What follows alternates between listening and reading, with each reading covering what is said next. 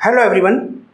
आज के इस वीडियो में हम लोग ये डिस्कस करेंगे कि किस तरह से आप यूजीसी नेट कंप्यूटर साइंस का जो कंप्लीट सिलेबस है उसको इफ़ेक्टिवली प्रिपेयर कर सकते हैं और कौन कौन सी स्ट्रेटजी जो है आपको उस कंप्लीट सिलेबस को कवर करने में लगानी होगी, मैं आपको आज के इस वीडियो में बताऊंगा। So student, this is BS academy computer science YouTube channel, जिसके अंदर हम लोग जो है आपके लिए कंप्यूटर साइंस से रिलेटेड जो टॉपिक हैं उनको आपके सामने प्रेजेंट करते हैं। तो अगर अभी तक आपने इस यूट्यूब चैनल को सब्सक्राइब नहीं किया है तो subscribe the channel and please like this video and share this video.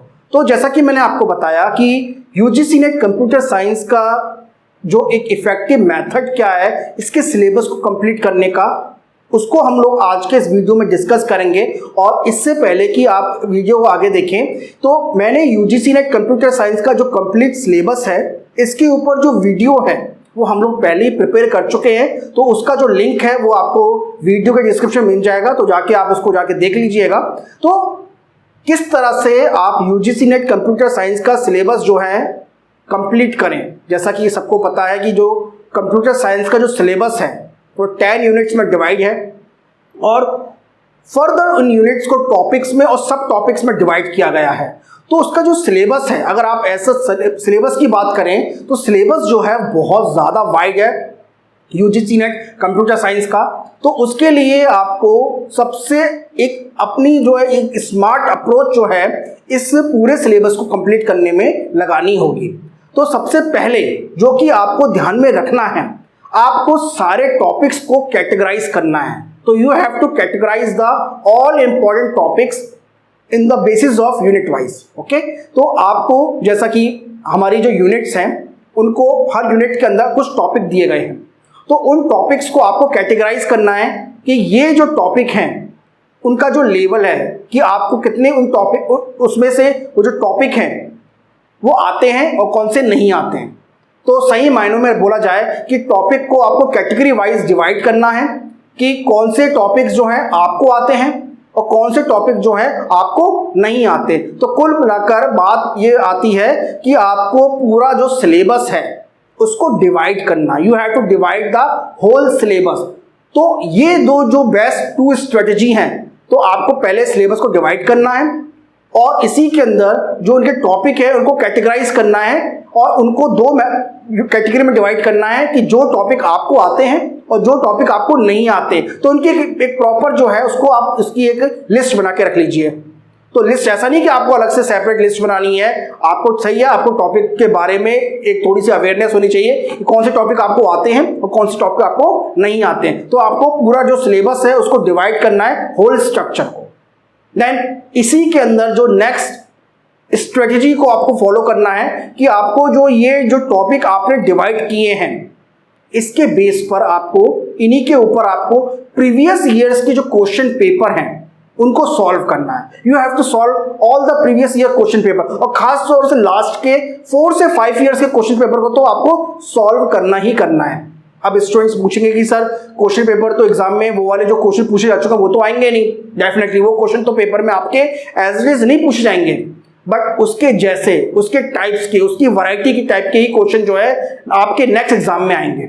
हो सकता है उस टॉपिक से वो क्वेश्चन जो है पहले इजी में पूछा गया था, अब उसका जो लेवल है, टफनेस लेवल है, वो बढ़ गया होगा, है ना। तो आपको उन इंपॉर्टेंट टॉपिक्स को देखना है जिसके ऊपर जो है रेगुलरली जो है क्वेश्चन पेपर में आपके क्वेश्चन जो है रेगुलरली पूछे जाते हैं, तो उनको आपको प्रिपेयर करना है। तो आपको वो इंपॉर्टेंट टॉपिक सेलेक्ट करने हैं पूरे पेपर में से जिनके ऊपर से रेगुलरली जो है पूरे सिलेबस में से जिनके ऊपर रेगुलरली क्वेश्चन पेपर में क्वेश्चन आते हैं और उनके ऊपर सॉल्व करना है उनको। ठीक है, अब बात आती है कि ठीक है थ्योरी हम लोग पढ़ते हैं, काफ़ी सारी बुक्स से पढ़ते हैं, काफ़ी सारी कुछ ना कुछ स्टडी मटेरियल से पढ़ते हैं, बट जब तक उन थ्योरी को आप जो है प्रैक्टिस में नहीं लेके आएंगे तो you have to learn by practice how to do, यानी कैसे कॉन्सेप्ट्स वर्क करते हैं, कैसे चीज़ें वर्क करती हैं आपके पेपर के अंदर। एक टॉपिक लिया आपने, उसके ऊपर प्रॉब्लम सॉल्व की, प्रॉब्लम आपने सॉल्व की, बहुत अच्छी बात है, बट उसके ऊपर जब तक आप उसके क्वेश्चंस को प्रैक्टिस में नहीं लेकर आएंगे किस तरह के मल्टीपल चॉइस क्वेश्चन पेपर में आए थे वो तो आपने सॉल्व करे, अब कैसे और पेपर में आ सकते हैं, तो उनके लिए आपको प्रैक्टिस करनी पड़ेगी। आपको डेली बेसिस पर प्रॉब्लम को भी सॉल्व करना होगा। हम थ्योरी तो पढ़ते ही हैं, बट साथ में हमें प्रॉब्लम को भी सॉल्व करना पड़ेगा डेली बेसिस पर। और अगर आपने ऐसा कर लिया ना, तो डेफिनेटली जो है आपका जो एक कॉन्फिडेंस है वो काफी बूस्ट होगा। आपको अलग से, मतलब कहते हैं ना कि पहले हम लोग थ्योरी पढ़ लेते हैं, फिर उसके बाद में जब पूरा यूनिट हो जाता है ना थ्योरी का, तब उसके बाद हम प्रॉब्लम सॉल्व करते हैं। नहीं, ऐसा नहीं करना आपको। आपने एक टॉपिक पढ़ा, थ्योरी का पढ़ी, पर उसके ऊपर साथ में जो उसके मल्टीपल चॉइस क्वेश्चन है वो साथ में रेगुलरली प्रैक्टिस करते रहे आप, तो जिससे आपको अलग से प्रॉब्लम सॉल्विंग के लिए, अपनी प्रैक्टिस के लिए, सेशंस के लिए समय नहीं निकालना पड़ेगा। आप थ्योरी के साथ साथ ही उन्हीं प्रॉब्लम को सॉल्व कीजिए। तो इससे आपको ध्यान में आएगा कि किस तरह से आपकी जो स्ट्रेंथ है, आपके जो टॉपिक्स की जो स्ट्रेंथ है, आपने कितने टॉपिक्स जो निकाले हैं, सॉल्व किए हैं, कौन से टॉपिक्स को आपने अच्छी तरह प्रिपेयर कर लिया, और आप ऐसे इन अप्रोच को अपनाएंगे तो आपके जो पॉइंट टॉपिक्स हैं जिनके ऊपर आपने प्रॉब्लम सॉल्व की है, वो टॉपिक्स की जो संख्या वो बढ़ती रहेगी।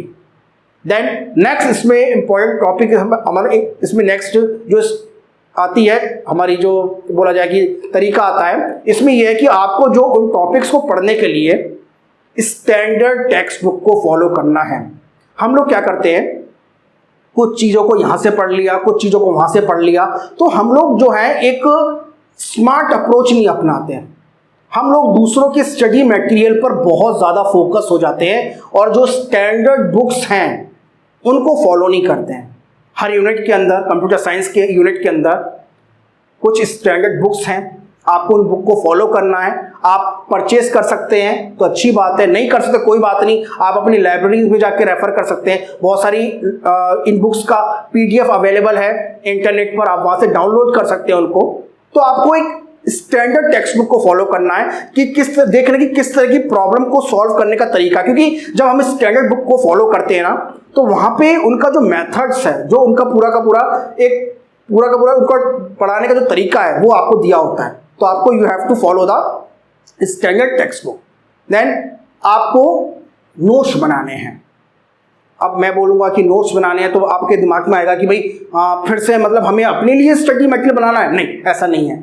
आपको नोट्स बनाने अपनी प्रिपरेशन के लिए, प्रिपरेशन का मतलब आपको शॉर्ट नोट्स बनाने, कंसाइज नोट्स बनाने, और आपको कोई बुक लिखनी नहीं है, आपको एक कहीं से कॉपी पेस्ट नहीं करना है। आपको पढ़ते समय उनके नोट्स बनाने हैं, इंपॉर्टेंट पॉइंट्स को बनाना है, और जब भी आप पढ़ते हैं तो उस नोट्स के अंदर हमेशा अपडेट करते रहिए। आप नोट्स को आप बुक्स में बना, मतलब आप अपने लिए अलग से रजिस्टर में बना सकते हैं, या फिर आप ई नोट्स बना सकते हैं, कैसे भी बना सकते हैं। उसके लिए अब देखिए नोट्स कैसे प्रिपेयर करने हैं, इसके ऊपर मैं एक सेपरेट वीडियो बनाऊंगा आपके लिए, और इसके ऊपर अगर आपको वीडियो चाहिए तो मुझे बताइएगा, यूट्यूब पे कमेंट करके बताइएगा। और साथ में इंपॉर्टेंट पार्ट और आता है कि आपको डेली बेसिस पर अपने लिए आपको अपना प्लान बनाना है पढ़ाई का, यानी डेली बेसिस पर आपको पढ़ना है। और अगर आप डेली बेसिस पर अगर आप नहीं पढ़ोगे, 2-3 दिन स्किप कर करके पढ़ोगे, तो उसका रिजल्ट जो है ना वो उतना इफेक्टिव नहीं होगा जितना डेली बेसिस पे जो पढ़ाई का जो प्लान होता है। मैं जानता हूँ काफ़ी सारे ऐसे कैंडिडेट्स हैं जो कि जॉब में वर्क करते हैं, आपका जॉब भी है, साथ में आप अपनी फैमिली को भी रन कर रहे हैं, और उसी एज पर आकर आपको अपने लिए पढ़ाई पढ़ना पड़ रहा है। तो आपको अपने लिए स्टडी प्लान तो निकालना पड़ेगा। आप दिन का कोई भी एक प्लान समय ले लीजिए, आप मॉर्निंग में ले लीजिए या फिर इवनिंग में, नाइट में ले लीजिए। आपको कुछ घंटे तो डेली बेसिस पर, ज़्यादा नहीं, केवल 3 आवर्स, जितना एक पेपर का टाइम होता है यूजीसी नेट में, उतना आपको डेली बेसिस में देना है। ये देखिए डेली 3 आवर्स करके ना आप अपने एग्ज़ाम तक बहुत पास पहुंच जाएंगे। तो आपको अपने लिए एक स्टडी प्लान भी बनाना है। तो स्टूडेंट्स, ये कुछ पॉइंट्स थे जिसकी हेल्प से आप अपने कंप्यूटर साइंस के यूजीसी नेट के कंप्लीट सिलेबस को बहुत सुपर इफेक्टिव वे से कंप्लीट कर सकते हैं। तो इनको मैंने बताया, साथ में कुछ और भी वीडियो हैं जो आपको देखने हैं, जो कि हमने यूजीसी नेट कंप्यूटर साइंस के कैंडिडेट्स के लिए डाले हुए हैं, जो उनके जो लिंक है वो वीडियो डिस्क्रिप्शन में है। इसके अलावा हमारे कोर्स में रजिस्टर करने के लिए आप हमसे कांटेक्ट कर सकते हैं, उसका लिंक जो है, या फिर आप हमें व्हाट्सएप पर कांटेक्ट कर सकते हैं। और अगर आपको आज का वीडियो अच्छा लगा हो तो लाइक करना और शेयर करना मत भूलिएगा, और अगर अभी तक आपने इस चैनल को सब्सक्राइब नहीं किया है तो सब्सक्राइब द चैनल। मिलते हैं आपसे एक और इम्पोर्टेंट टॉपिक के साथ नेक्स्ट वीडियो में। Thank you.